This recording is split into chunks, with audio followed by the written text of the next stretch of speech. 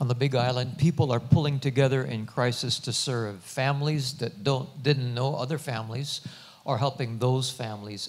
It's called the stretch of sacrifice, where everybody is doing something. It's not just a few people doing everything. A crisis can bring a family together. Isn't that true? This morning, we're privileged to have with us a very good friend of mine. We first met in 1993. I was playing drums and speaking at a youth camp, and he was on bass. His name is Pastor Evan Carmichael.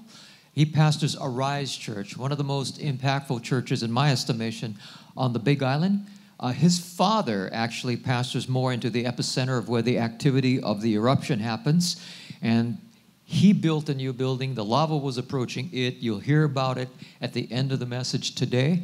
Arise Church is also engaged in building a new building as it has been growing. And so this is a journey, but they're in a place where they understand what pulling together looks like. And we welcome to our new series, PREVAIL, Victory in Your Family. How many of you could use victory in your family? Yeah, right? You don't like to go to family gatherings sometimes because you need more victory in your family.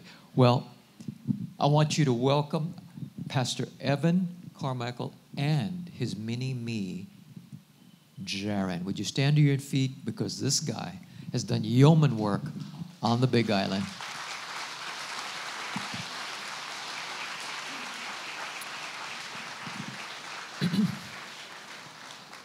Look at the visual. You're just a smaller version of him. This is what you look like when you were his age. You want to greet us, Jaron? Yeah, great to be with you guys, Grace Bible Church, and yeah.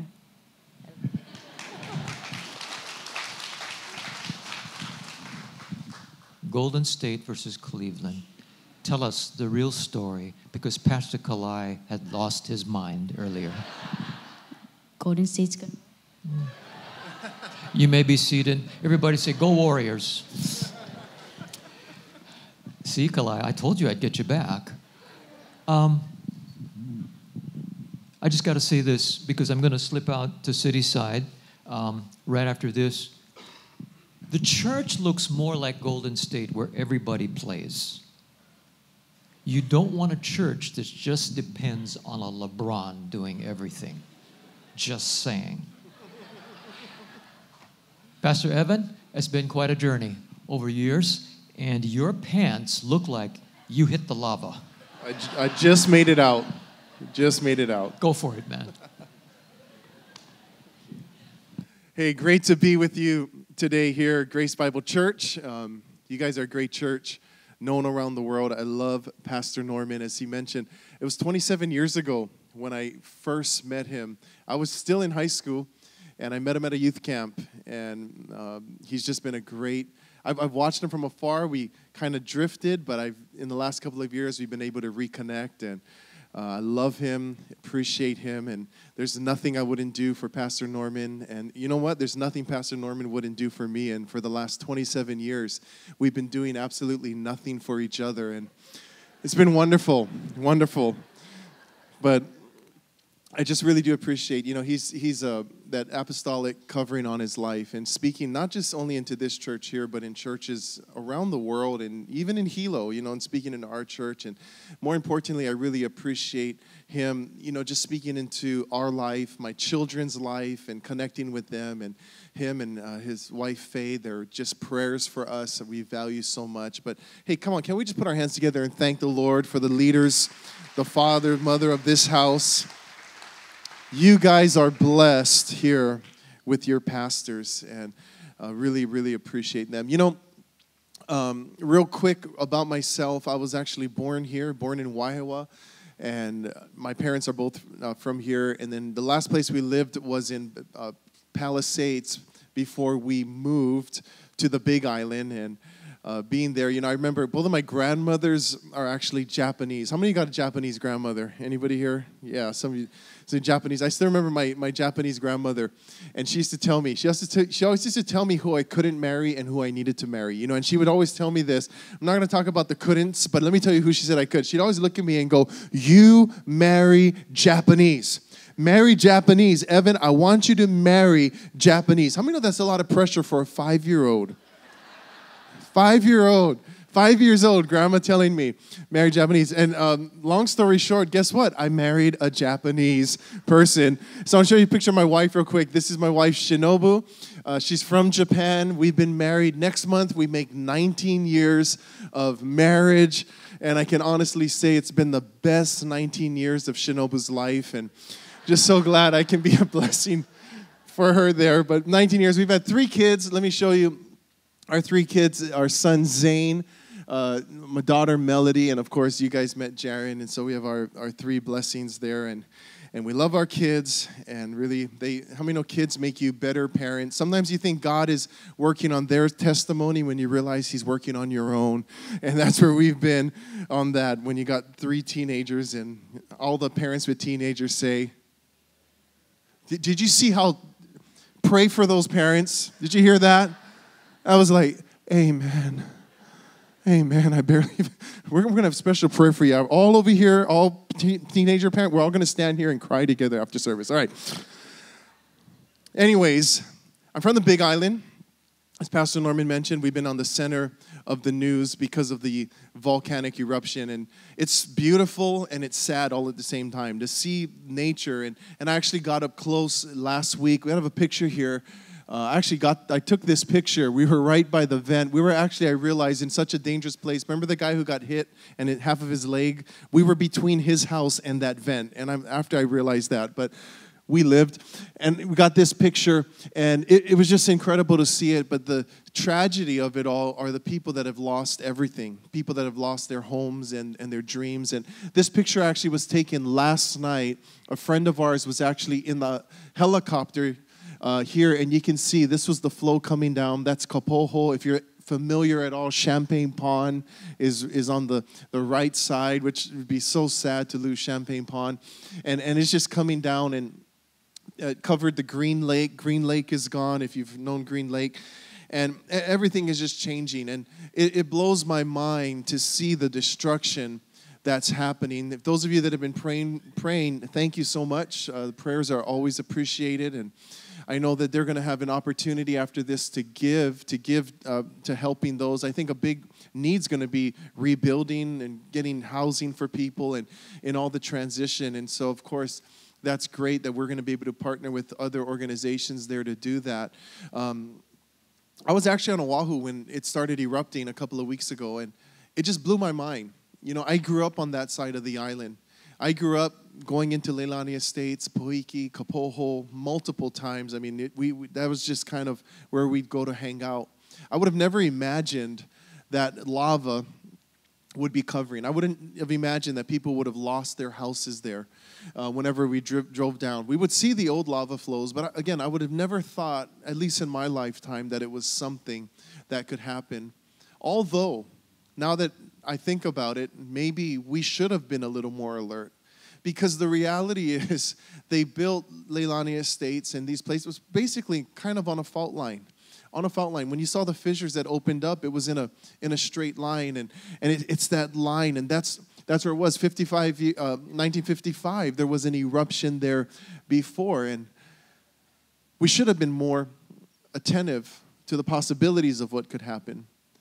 And you know, I think a lot of us in life, one of the areas we kind of get blind is we lose sight of the fact that we live on spiritual fault lines, spiritual rift zones, that our life is always that one moment away from everything changing, that maybe we can't see what's going on underneath, and we think everything is okay. And then when things go wrong, we're shocked as, wow, how did this happen? How can life turn out this way? And we lose sight that we're on those rift zones, and sudden eruptions can happen. Not only there, this was an eruption that was different. You know, when other destruction came before, they could see it coming down the hill. This just came right out of the ground. It just erupted out of the ground. And you know, in our life today, eruptions can happen at any time. In our families, eruptions can happen like any other day.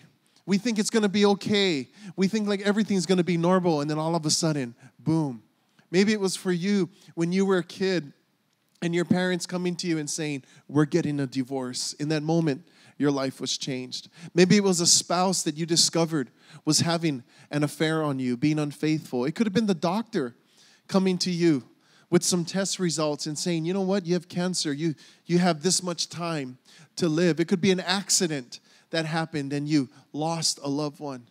Like any other day, and a sudden eruption, and everything changes. In the Bible, there's a story about a guy named Job. Job definitely had a bad day. I imagine that Job probably woke up that morning, and it was like every other day, not thinking this is going to be the worst day of my life. He just went through the motions, doing what he always did, offering his sacrifice for his kids, doing the things that were just normal. And when you look at the story of Job, you find that in one day, he lost all of his children. He had 10 children, and they all died. I can't imagine losing one child. This man and his wife lost 10 children in one day. Not only did he lose his children, he ended up losing all of his wealth. He lost everything he owned, and eventually he lost even his health, covered with boils from head to toe. His life was turned upside down. In one moment, his life was changed. Maybe some of you can relate with that today. One moment, and everything changed. You know, a couple of years ago, I was in the office, and I got a phone call from my dad. My dad pastors a church about 20 minutes away from us, and he called, and you know, normally when dad calls, it's a little talk and this and that, maybe meet for lunch. But this time he called, he said, "Where are you?" I said, "Well, I'm at the office." And he said, "I'm coming down. I need to talk to you right now." So I hung up the phone, no hint, no nothing what it's about. And the first thing going through my mind when I get a call like that from dad is, am I in trouble? Come on, do I got any grown-ups here that you're still scared of dad? You know, am I in trouble? I started thinking, what did I do wrong? Did my wife tattletale on me? Or, you know, what's going on? And I sat there waiting nervously, and my dad came in, and there was just he just had that look. He said, let's go in the room. And we sat in the room, and we sat down, and he just began to share with me. You know, my mom and dad, they were good parents. Sometimes you hear about pastors and say, well, they put the church before us. You know, my parents never did that. They put us first. They loved us. They did the best in raising my sisters and I. They were good parents, and I'm so grateful for them. And I sat there, and my dad just began to share with me.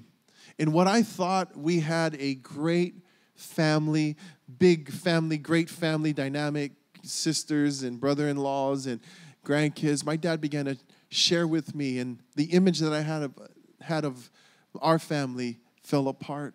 Without getting into all the details, I found myself, after that conversation, looking at having two sisters who were going through a divorce at the same time, where there was broken trust and lies, and not only that, the collateral damage of the children that were involved, the questions and accusations by people on the outside looking in.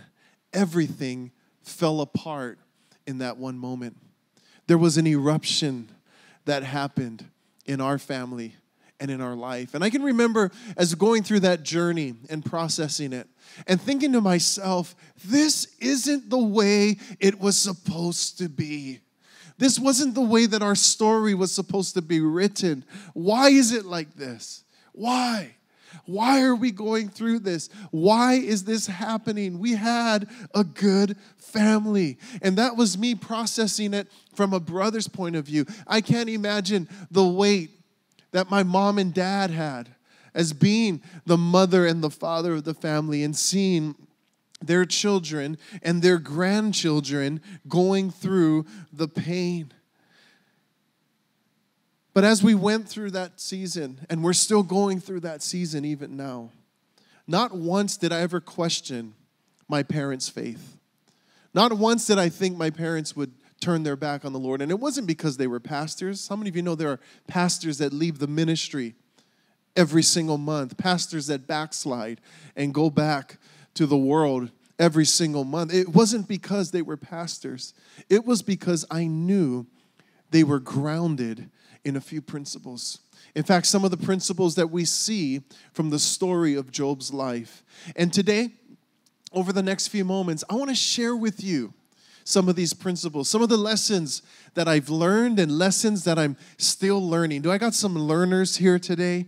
We're still learning. You know, last Sunday I preached and we had a visitor from another church that came up to me after the message and said, hey, that was a good message. Nothing new, but it was still good. I wanted to slap him in the face. But I was thinking to myself after I left, I said, what do you mean nothing new? I'm still trying to master the 10 Commandments. You know how old that is? We don't need new. We need to just get the old. Come on, can I get an amen on that? And I want to give you a couple of things today. This may not be new, but we can master this in our life. And I tell you, it will help us to get through the tragedy so that we can be victorious in life. We can prevail in our families and in our marriages, in our relationships. The first thing is this: when life erupts and life falls apart, realize today, God isn't mad at you. Look at your neighbor and say, God isn't mad at you. He's not mad at you. One of the first things people think of when life goes wrong, what would they think? What did I do to deserve this? What did I do? I'm being paid back.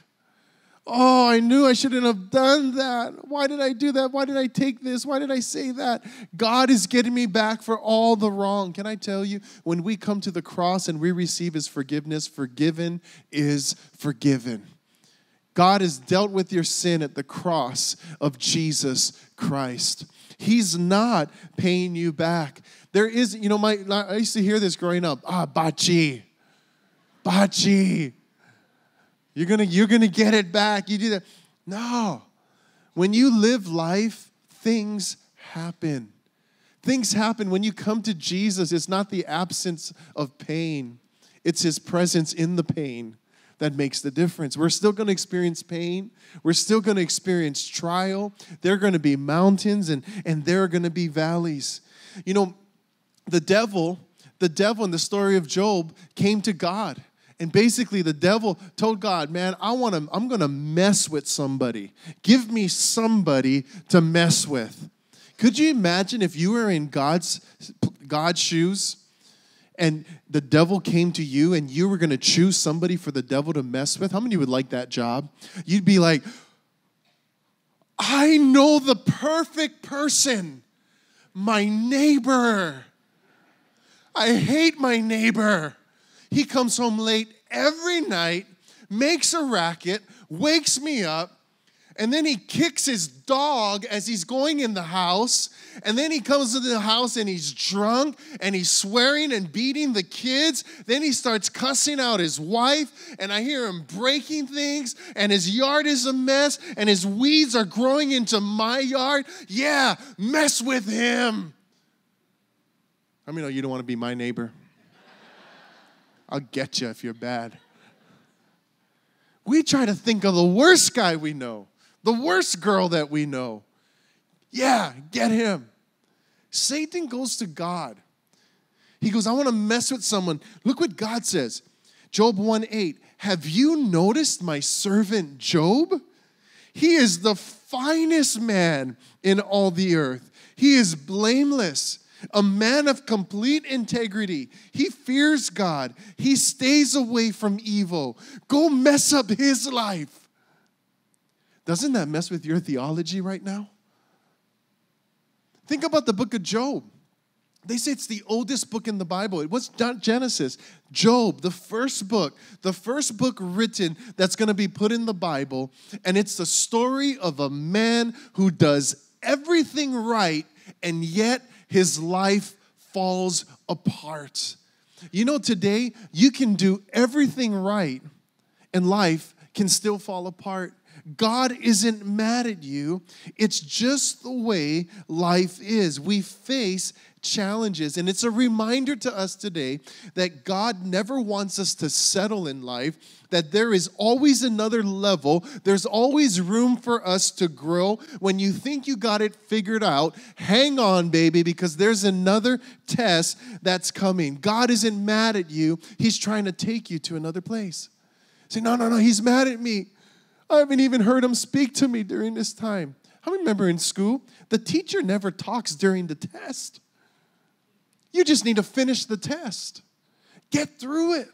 And on the end, on the other side of every test is a testimony.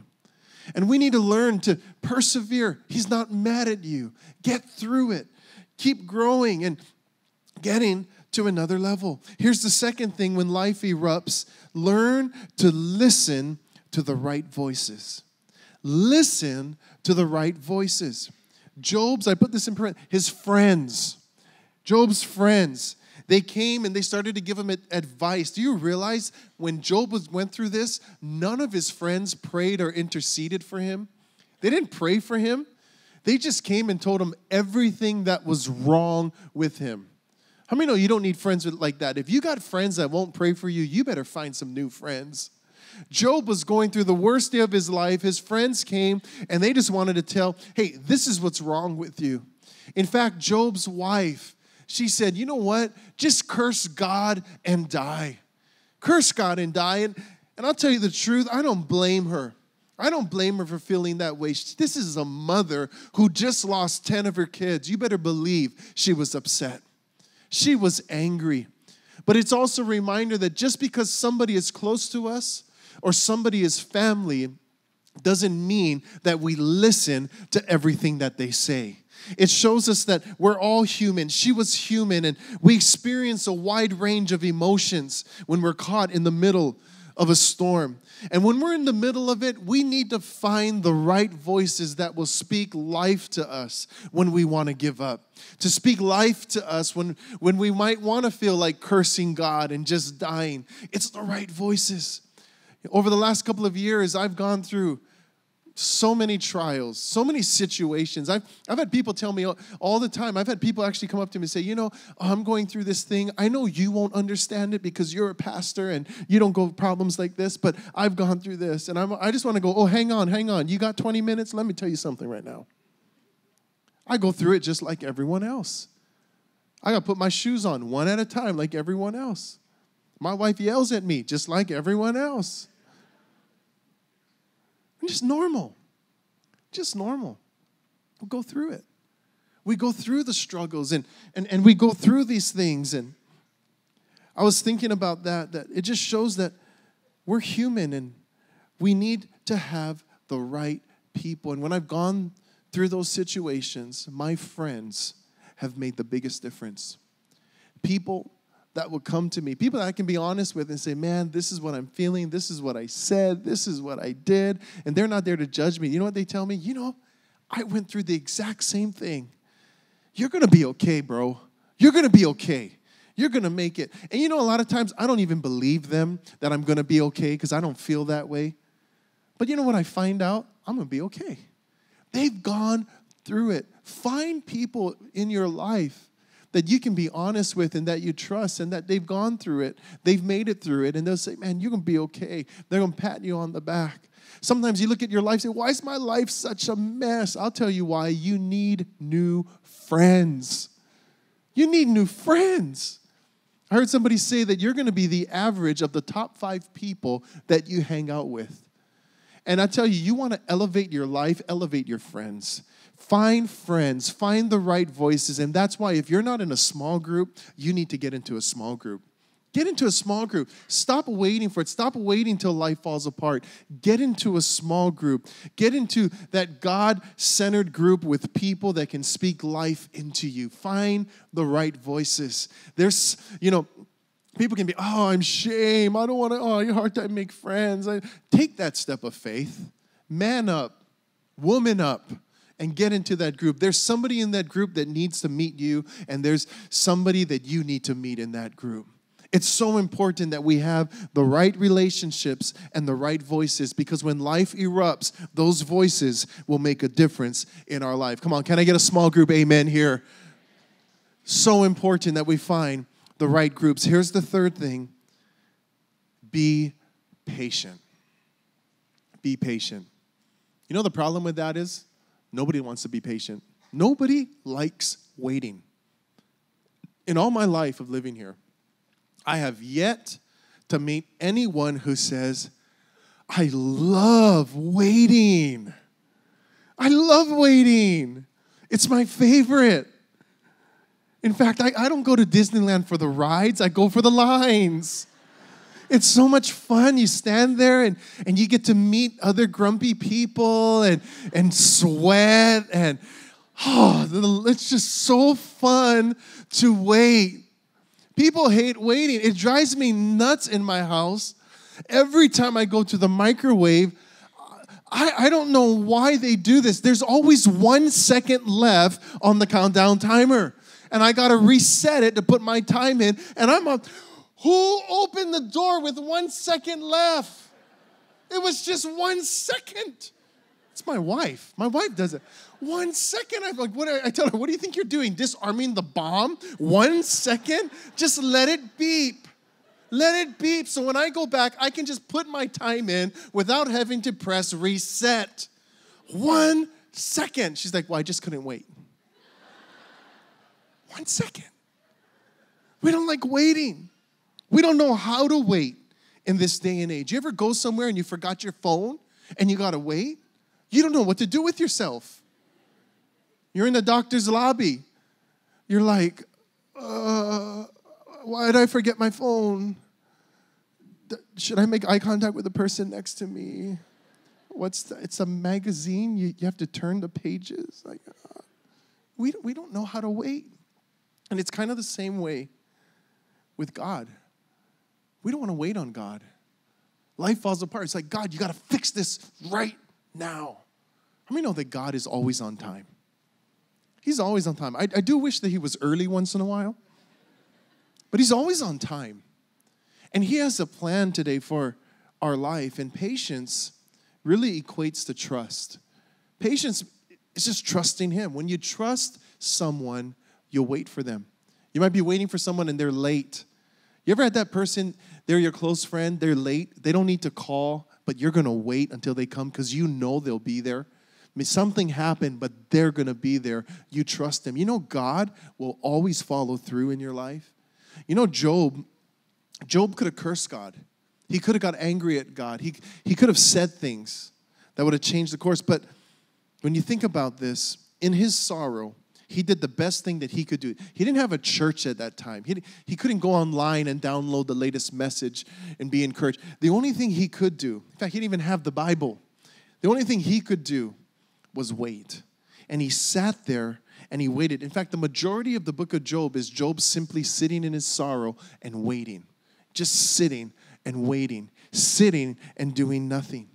And we see that in the end, God restored everything in his life. In Philippians 1:6, Paul said this to the Philippian church, I am certain that God who began the good work within you will continue his work until it is finally finished on the day when Christ Jesus returns.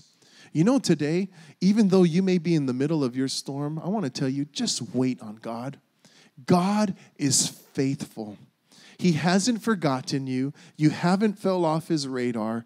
God can see the big picture. He will finish the work in you. He's going to finish that work. He's going to bring you through.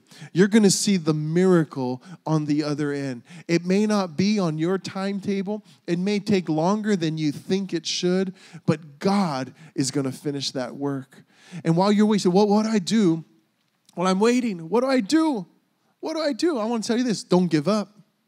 A lot of people, they get so impatient that they just give up. There are people that aren't in church today because they were waiting for God and God didn't work when they thought, and so they just gave up. And I want to encourage you, when you're waiting for God, just stick to the basics. I believe it's the basic disciplines in our spiritual life that will get us through the most difficult situations. You say, what do I need to do? I'll tell you the first thing, keep coming to church. Keep coming to church. There's all this anti-church stuff now you hear about. You know what? I believe that the church is the hope of the world. I believe that the church can change communities and transform lives. It's not all about Sunday. I hear people, they tell me, oh, well, my church is the beach. I don't think Jesus died so you can go to the beach. He came, the body of Christ. It's not all about this church and the building. And no, you know what it is? We use this as a catalyst for us so that we can go out for the rest of the week and make a difference in somebody's life. Keep coming to church. Keep reading your Bible. Keep spending time in prayer and in worship. Keep going to your small group. And they showed the video today. Serve. Use your gift and serve. Do for somebody else that someone did for you. Someone woke up early and volunteered their time, and they watched your kids, or they greeted you at the door so you could come and hear a message, and your life was changed. And now it's your turn to do it so somebody else's life can be changed. In fact, I'm convinced the best thing you can do when you're going through a hard time is to bless somebody else's life. Could you imagine how upset the devil must be when he's trying to tear you down and you get back up and you just bless somebody else and you serve and somebody's life is changed for the glory of God because you used your gift? That must drive the devil crazy. When we stick to those basics as we wait, I tell you, God will be faithful. And here's the last thing today, number 4. In fact, the piano player can come out. Number 4 is this: don't be bitter. Don't be bitter. I was amazed as I was watching the news when this eruption had first happened. And there was a geologist on the news, and she was talking about when the early fissures opened, the lava that was coming out. She was saying that this lava, the early eruptions, she said this was lava from the 1955 eruption. I'm sitting there thinking, 1955? You mean the lava was underground for, Siri, what's 2018 minus 1955? 63 years? 63 years? In my mind, I was thinking, 1955, that lava should have cooled off, should have just hardened, and it's done. Like, we're not worrying about 1955 lava. But 63 years later, this lava erupted and came out of the ground. And she said that's why it came out. It was thick and it was that crusty. In fact, it's the kind of lava that they call In fact, I have a picture of it here. You see how it's got all that crust and it's just a slow-moving flow of lava versus the other one is what they call the pahoihoi. And this is that smooth one that you see a lot of pictures of, but go back to the other one. This was the one when the eruption first happened, that crusty, thick lava. And I was immediately drawn to the thought that in our lives, how many times have we thought, wow, I know we had that big blow up, but she hasn't talked about it for 7 days now. She must be good with it. Or, oh, he hasn't mentioned anything for a month. I guess we're okay. Guys, I've been married for 19 years. If it's in there, it's going to come back out. It's going to come back out. Trust me. You ever been there where you're arguing about something here, but really you're arguing about something that happened 2 months ago? And it all comes out. And let me tell you, when it comes out, the longer it's been in there, the crustier and thick and heavy it comes out, and it's just, and you got all this old lava. Think about all the times I've got cut on lava. It wasn't on the dried pahoihoi. It's on that when I've walked on that, and it just cuts your feet. And we oftentimes in life have so many opportunities for us to hold on to bitterness and unforgiveness. Things happen. Maybe you feel you were unjustly fired from your job. Maybe you're abandoned by your spouse. Maybe you're here, you've been sexually abused. You're 100%, you were a victim. Somebody you trusted took that trust and they hurt you. And people will tell you, you know what? You have a right to feel that way. How dare they do that to you? How dare they say that about you? I can't believe. You know what? You should be angry. You should be hurt. And you put that bitterness down there and you think it's all going to be okay. But I'm telling you today, friends, at some point, it's going to come back out. It's never going to just go away. And that's why it's so true. You've heard people say this, well, only time can heal. You know what I've learned? Time doesn't heal anything. Only Jesus can heal. Only Jesus. I've had relatives where I've talked to them in their 70s that were still bitter about things that happened in high school. They're angry when they talk about just angry. Time doesn't heal anything. We need to open our heart and we need to let Jesus come in and heal us, heal our lives. I think, in my opinion, the key verse from Job's story is found in Job 1:22. It says, in all of this, Job did not sin by blaming God. You see, at the end of Job's life, he got double back of everything. His children blessed, his wealth doubled, his health restored. He got everything back. But I believe that it would have never happened if he would have blamed God. It would have never happened if he allowed his heart to get bitter. He had to make the decision that he wasn't going to blame God, even when he didn't understand what everything was happening to him, why it was happening to him. When he did everything right, Job made the decision not to blame God. And I want to encourage you today that when the eruptions in life happen, don't blame God. Don't get bitter at other people. Don't hang on to unforgiveness. Let Jesus in. Let him begin to heal your heart. Paul said in the book of Hebrews that this hope that we have is a strong and trustworthy anchor for our souls. We have to decide today, what are you wanting to anchor your soul to? Because there's an anchor of hope, but I also believe there's an anchor of bitterness. And a lot of people have anchored to bitterness and they wonder, why can't I advance in life? You're anchored down by the hurts. You're anchored down. You're letting what people have done to you hold you back. And I think it's time that we take that chain off and we put that chain on the hope. You see, hope is looking to the future. Hope is believing that there's a better day tomorrow.